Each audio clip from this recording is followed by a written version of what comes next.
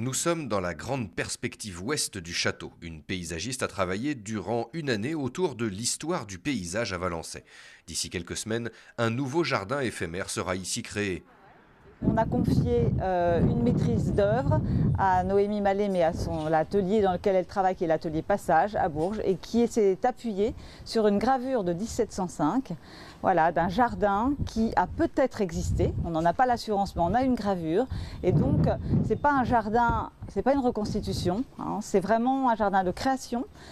Simplement, il est à partir de documents historiques, mais c'est un jardin contemporain. C'est entre le jardin français, pour caricaturer, hein, assez structuré, et le jardin anglais, puisqu'on ne creuse pas, on est uniquement en surface, et donc les gens marcheront sur l'herbe, plus ou moins haute, et il y aura des bandes de fleurs au fur et à mesure. L'idée, c'est de travailler sur la grande perspective ouest, qu'on voit tout là-bas, qui n'avait pas été travaillée depuis longtemps, et qui est quand même un axe majeur, en fait, du paysage du château de Valençay. Et le château en lui-même poursuit sa mue, sa restauration.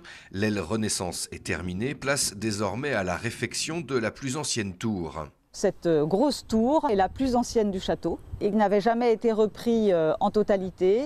On a aussi découvert finalement la datation totale de la tour, puisqu'on pensait qu'elle était faite en deux parties et qu'en réalité, a priori, il y aura des articles scientifiques sur le sujet. Elle a été faite en un seul tenant, en 1520, ça veut dire exactement au départ de celui de Chambord. À l'intérieur, le nouveau circuit de visite est désormais rodé. Il nous transporte dans la grande galerie, à la chambre des invités, et sa porte vers l'escalier dérobé, dans la célèbre chambre du roi d'Espagne, ou encore ce cabinet de travail avec ses bureaux de deux époques différentes, avec leur conception unique pour en faire des meubles très pratiques.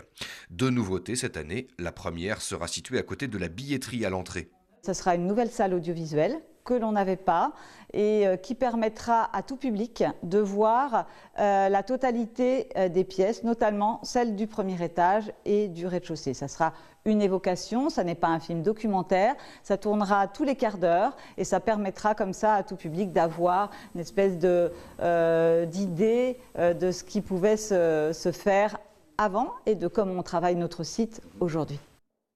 Nouvelle technologie toujours dans l'Office des cuisines, puisque nous aurons maintenant un film d'animation en 3D autour de notre autre personnage qui est Antonin Carême, donc ce fameux cuisinier pâtissier, inventeur des croquants-bouches et autres pièces montées.